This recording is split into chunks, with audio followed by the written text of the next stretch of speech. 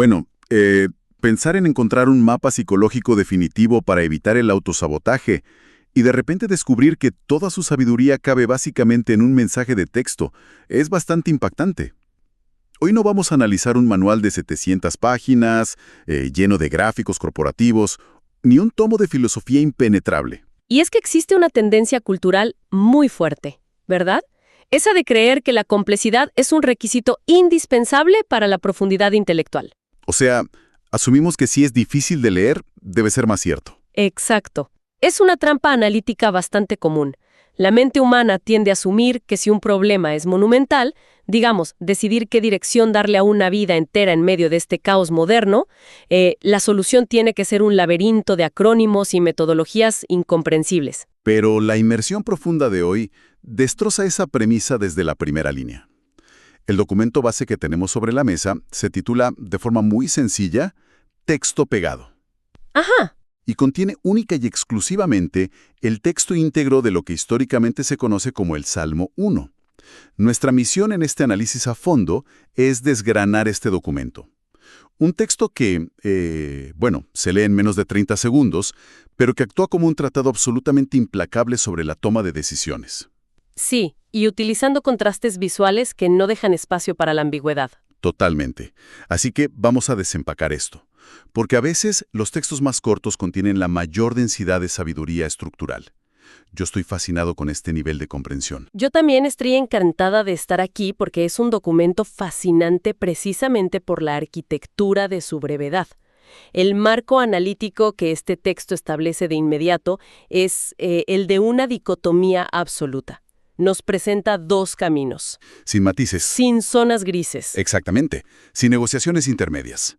Es una invitación directa para visualizar metáforas basadas en la naturaleza que, si bien son tan antiguas como la agricultura misma, representan realidades neurológicas y sociológicas profundamente actuales. Y creo que es fundamental establecer por qué un texto tan antiguo sigue siendo urgente para cualquier persona que escuche este análisis hoy.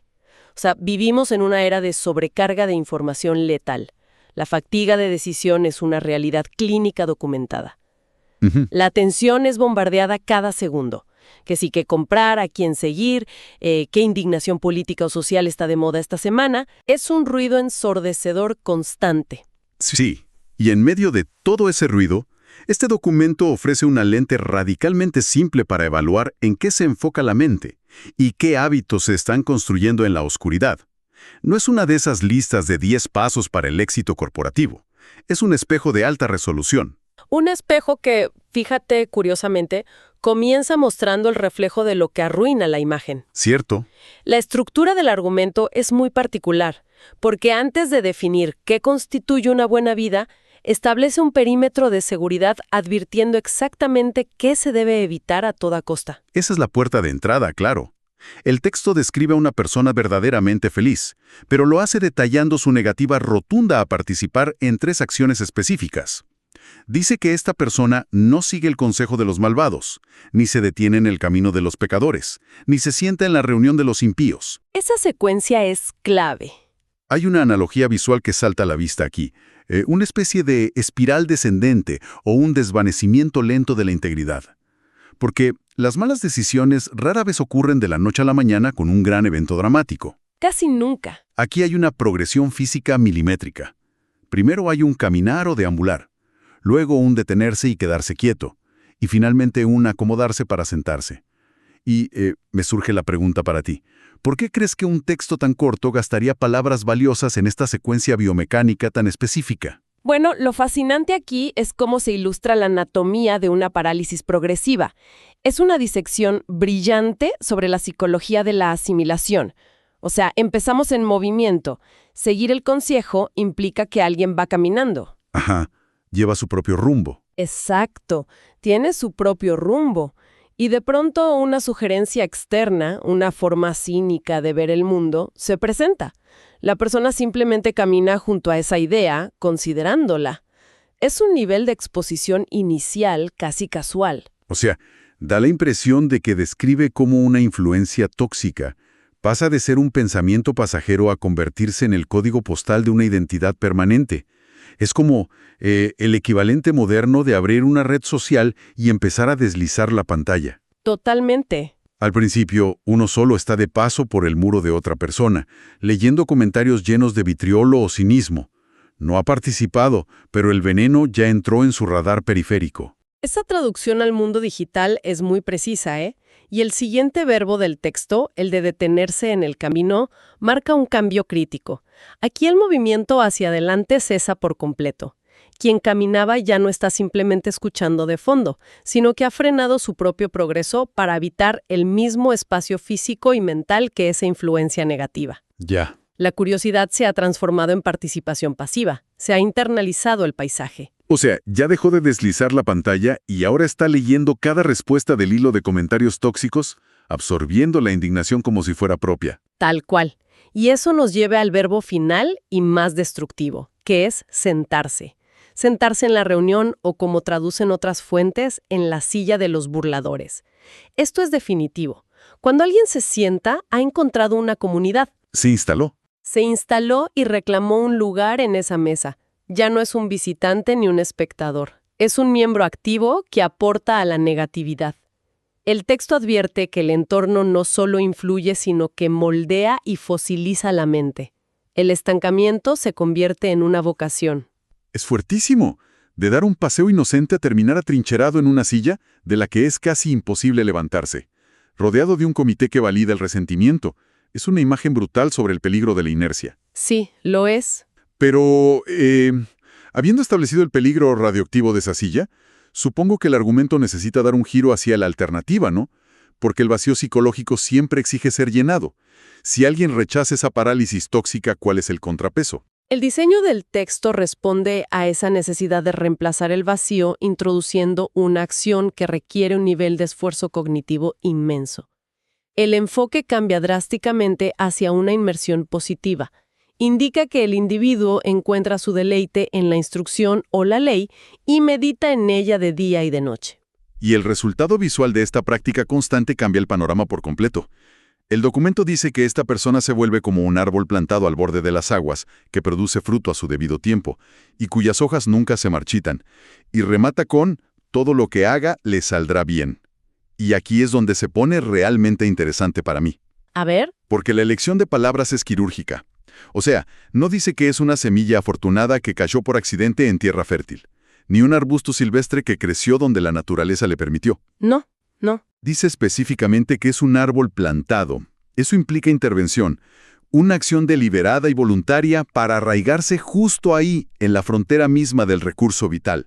Esa distinción entre crecimiento silvestre y un cultivo intencional es el núcleo de la metáfora. La acción de ser plantado refleja el esfuerzo de la meditación constante. Y es importante aclarar a qué se refiere el texto antiguo con meditar. Claro, porque hoy en día pensamos en meditar y nos imaginamos un tapete de yoga. Exacto. En la modernidad imaginamos la meditación como un silencio mental, sentarse con las piernas cruzadas e intentar vaciar la cabeza. Sin embargo, la raíz lingüística de la palabra usada originalmente en este contexto implica un murmullo, un repasar en voz baja, casi como el gruñido de un león sobre su presa. ¡Wow! Es una masticación activa, vocal y constante de los principios correctos. No es un vaciado mental, es un llenado obsesivo. Esa imagen del león castigando cambia todo el sentido. Significa que estar plantado requiere un metabolismo intelectual vigoroso. Pero quiero hacer una pausa y digamos poner a prueba esa promesa final del texto. Adelante.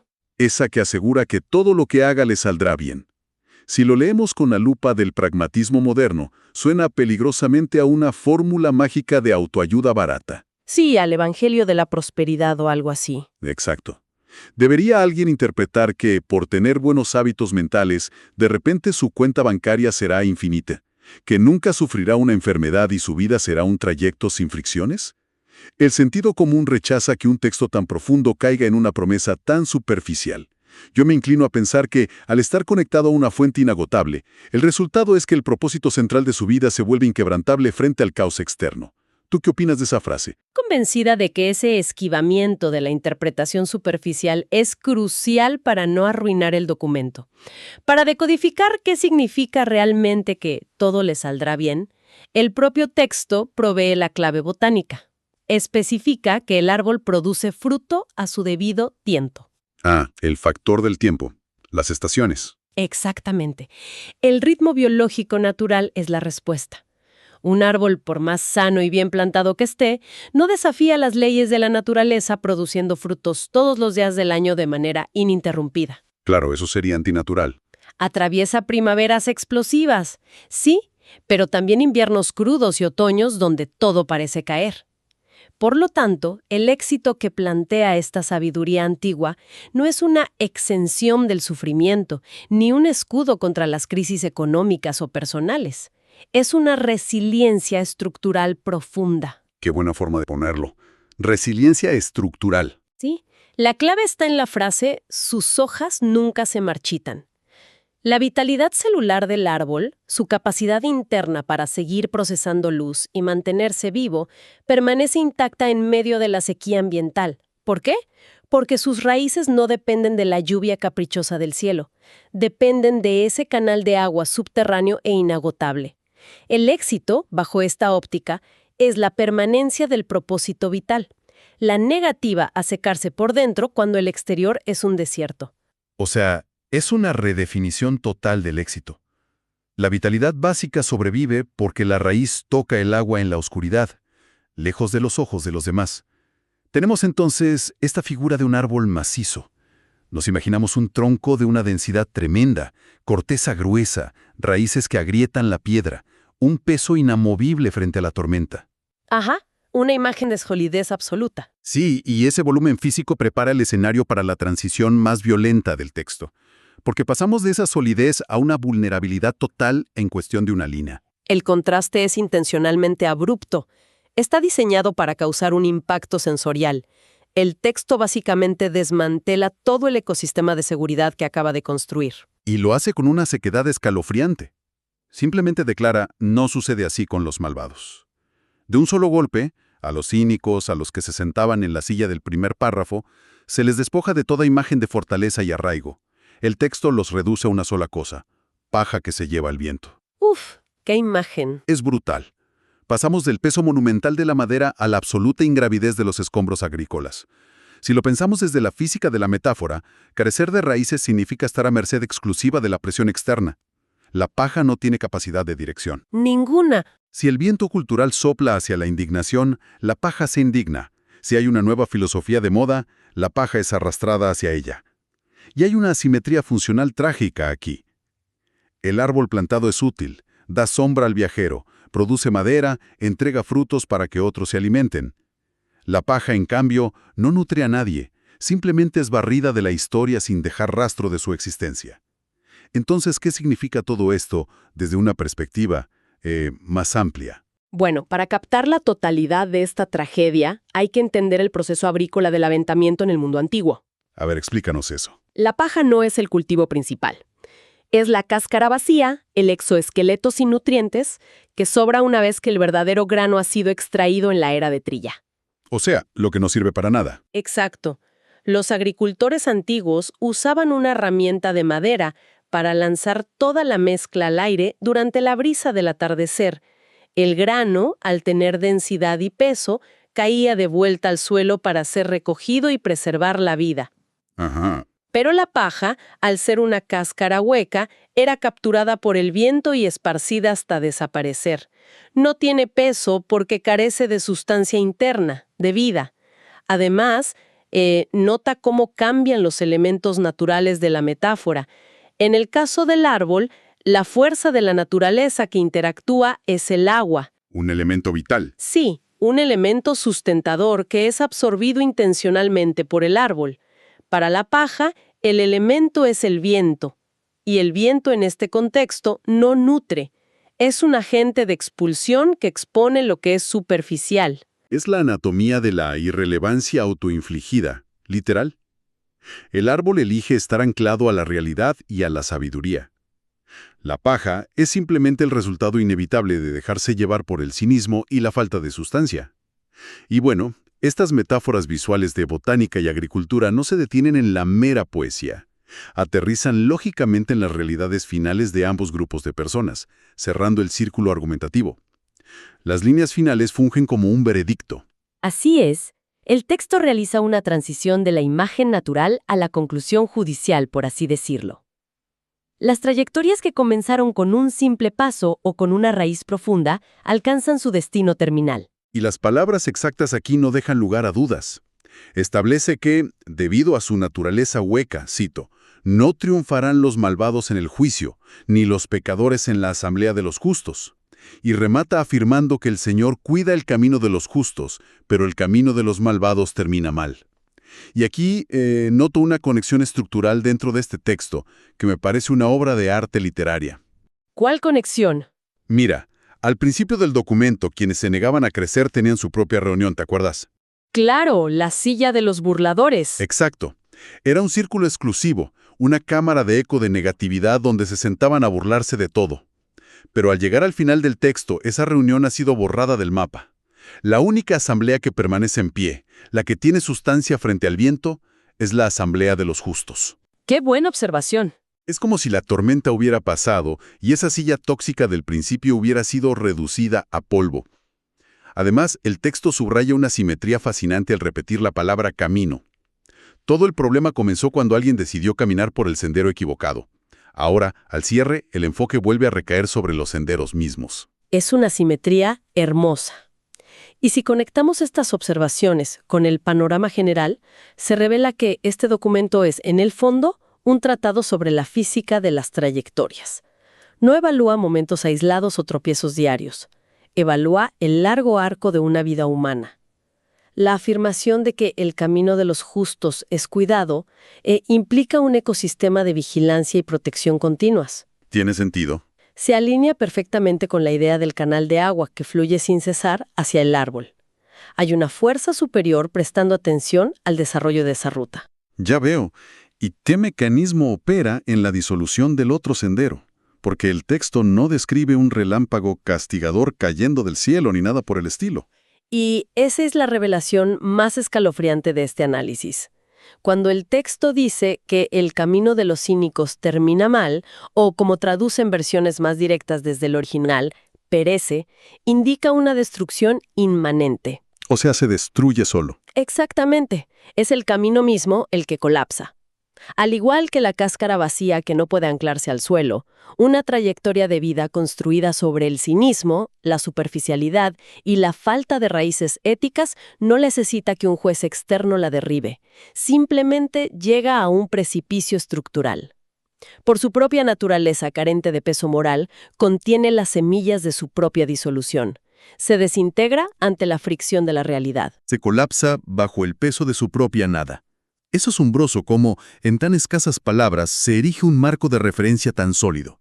Y creo que es el momento perfecto para sintetizar la arquitectura de este documento, porque las dualidades que nos ha arrojado son de una potencia aplicable a cualquier época. Sí, son principios atemporales. Hemos diseccionado el peligro del movimiento nocivo, ¿no?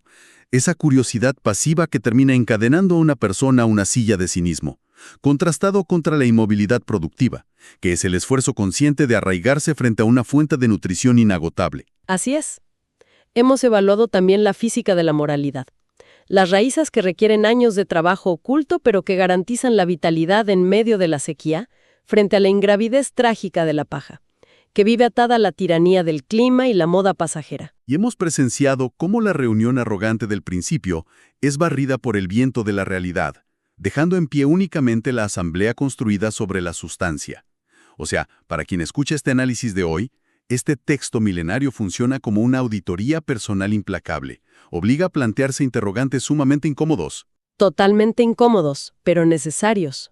En medio del frenesí de notificaciones, de agendas ajenas y del ruido constante, ¿dónde se están echando raíces? ¿Qué tipo de información, qué tipo de aguas mentales y filosóficas se están absorbiendo todos los días? ¿Se está cultivando un peso interno capaz de resistir las tormentas? ¿O se está ganando velocidad en la vida simplemente porque se ha perdido toda la masa, como la paja en el viento? Esas interrogantes son el punto de partida para recuperar el control de la atención. Identificar las fuentes de las que se bebe diariamente es el antídoto contra el declive progresivo que vimos al inicio. Claro. La inercia nunca construye árboles firmes. La vitalidad exige la deliberación constante, de elegir la humedad sobre el desierto. De acuerdo. Y antes de concluir esta inmersión profunda, hay un último pensamiento provocativo que se esconde en este texto. Algo que no exploramos directamente antes, pero que merece masticarse largo y tendido por cuenta propia. Cuéntanos. El texto dice que el árbol produce fruto a su debido tiempo. Esto implica lógicamente que existen largas temporadas en la vida donde el árbol no tiene frutos visibles. Claro, los inviernos de los que hablábamos. Exacto. Para cualquiera que escuche esto y sienta que actualmente no está dando frutos o logrando grandes cosas, según el estándar de la sociedad, el texto sugiere algo radical. Sugiere que el simple acto de mantener las hojas verdes y permanecer firmemente plantado junto al agua, meditando y resistiendo, es en sí mismo la definición completa del éxito. Es una perspectiva muy liberadora. Lo es. A veces, simplemente no secarse por dentro durante el invierno es la mayor de las victorias. Algo para reflexionar mientras seguimos buscando dónde plantar nuestras raíces.